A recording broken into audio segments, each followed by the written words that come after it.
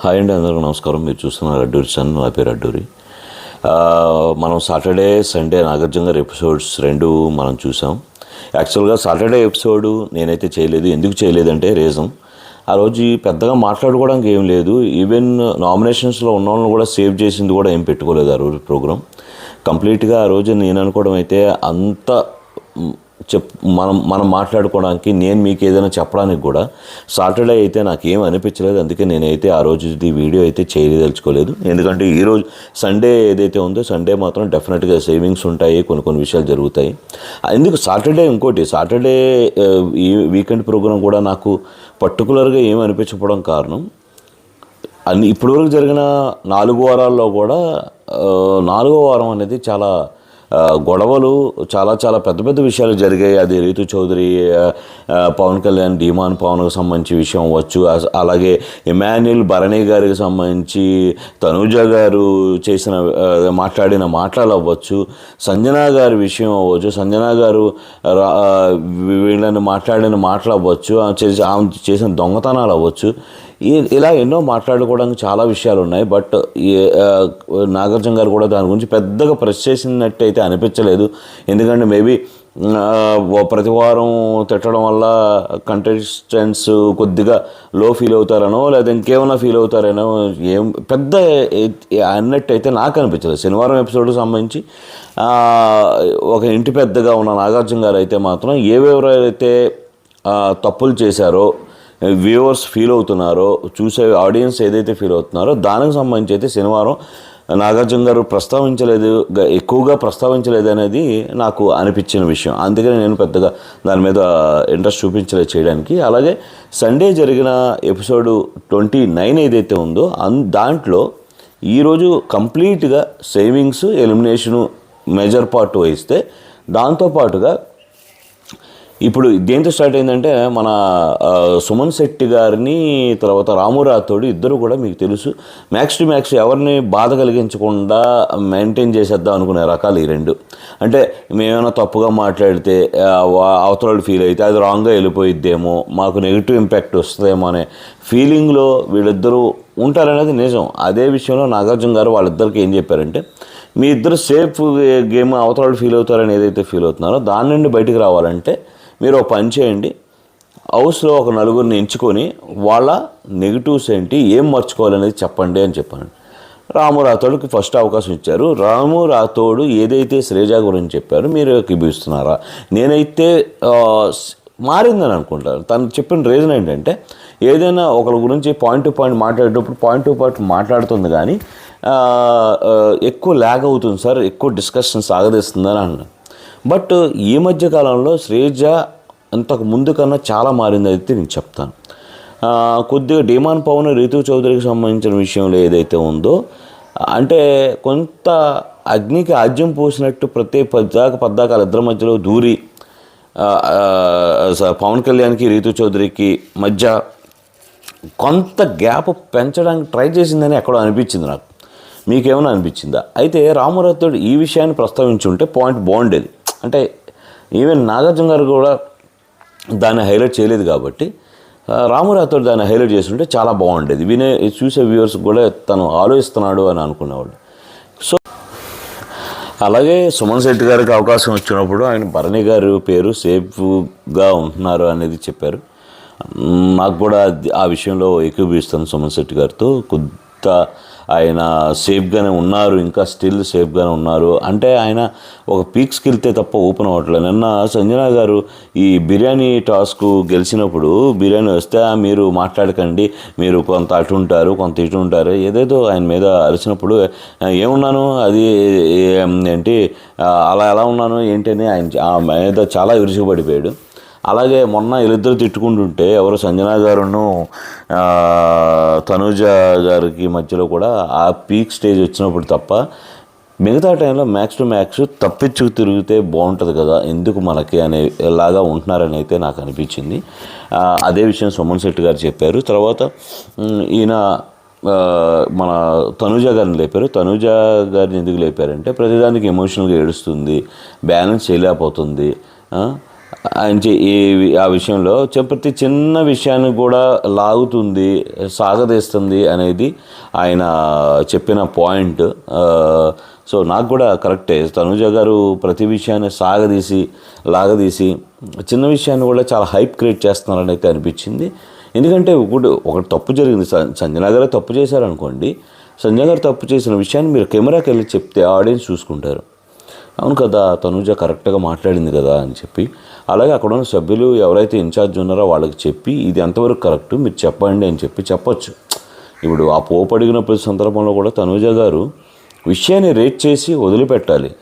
ఈమె దాన్ని చివరి స్థాయి వరకు తీసుకెళ్ళి ఈమె ఒక ఫైనల్ జడ్జిమెంట్ తీసుకుందాము అనుకుంటే అవతల వ్యక్తి కూడా సేమ్ ఈమెకున్న హక్కులే ఉంటాయి కాబట్టి వినకపోవచ్చు. సో వినడం అవతల వ్యక్తి మన చేతిలో లేనప్పుడు దాన్ని సాగదీయడం కన్నా విషయాన్ని ఎవరైతే కన్సర్న్ ఉంటుందో అది ఆడియన్స్ అవ్వచ్చు, లేదంటే బిగ్ బాస్ అవ్వచ్చు, లేదంటే అక్కడ ఉన్న కెప్టెన్ అవ్వచ్చు, వాళ్ళ దృష్టికి తీసుకెళ్ళి అక్కడతో వదిలిపెట్టడం కరెక్ట్ అనిపించింది నాకైతే. బట్ అలా తనుజ గారు చేయట్లేదు, ఇన్ఫ్లుయెన్స్ చేయడానికి ట్రై చేస్తున్నారు, పక్కన వాళ్ళని సపోర్ట్ తీసుకోవడానికి ట్రై చేస్తున్నారు. ఏదన్నా తను ఒక మాట అన్నప్పుడు దానికి సపోర్ట్ కోరుకొని దాని గురించి లాబింగ్ చేస్తున్నారైతే నాకు అనిపించింది. మరీ ఓవర్ క్యూట్నెస్ ప్రదర్శించాలని చూసినా జనాలకి ఎబ్బెట్టిగా చిరాగ్గా అనిపిస్తుంది కదండి. ఎందుకంటే ఇక్కడ మన రీతు చౌదరి ప్రతిదానికి అదేదో రకంగా ఏడవడం అనేది మనకి చూసేవాళ్ళకి కూడా ఏదో ఎబ్బెట్టుగా కొద్దిగా అదొక రకమైన ఫీలింగ్ వస్తుంది. ఇప్పుడు ఓటింగ్లో గెలిచి బయటకు వచ్చింది అన్నప్పుడు సంతోషపడాలి. అదేంటో ప్రతిదానికి ఏ మంచి చెప్పినా ఏం చెప్పినా అదో రకమైన ఏడుస్తుంది. ఆ ఏడుస్తేనే చిరాకు వస్తుంది చూసే వ్యూవర్స్గా. ఆమె మొత్తానికైతే ఆమె ఓటింగ్లో సేఫ్ అయ్యింది, నామినేషన్ నుండి బయటపడింది ఈ వారం ఆబ్వియస్లీ. ఎందుకంటే ఆమెకు పోటీగా ఉన్న వాళ్ళు అంతకన్నా వరస్ట్గా ఉన్నారు కాబట్టి.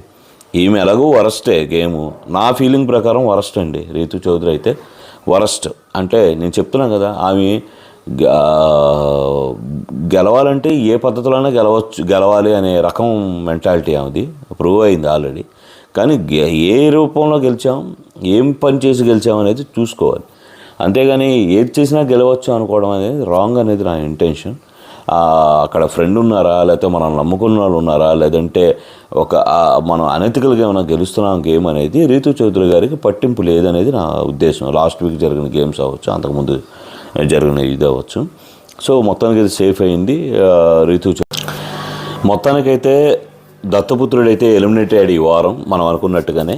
అయితే దత్తపుత్రుడు ఎప్పుడో సెకండ్ వీకే వెళ్ళిపోతాడు అనుకుంటే 4th వీక్ వరకు వెయిట్ చేశారనేది నా ఫీలింగ్ ఖచ్చితంగా. ఎందుకంటే ఆయన ఎక్కడ కూడా స్పోర్టివ్నెస్ లేదు, ఒక గొడవ లేకుండా తను అంటే హ్యుమానిటీ లెవెల్స్లో కూడా ఆయన ఎక్కడా చూపించలేదని నా ఫీలింగ్. అంటే ఇప్పుడు ఆడియన్గా లాస్ట్ వీక్ హ్యూమర్ అంటే ఒక హింట్ ఇచ్చారు నాగార్జున గారు, ఒక మీ హ్యూమర్ తీయండి, మీకు మంచి హ్యూమర్ ఉందని మీ మిస్సెస్ కూడా చెప్పారు. సో ఆ హ్యూమర్తో మీరు ఎంటర్టైన్ చేయాలి, అది తీయండి బయటికి అని.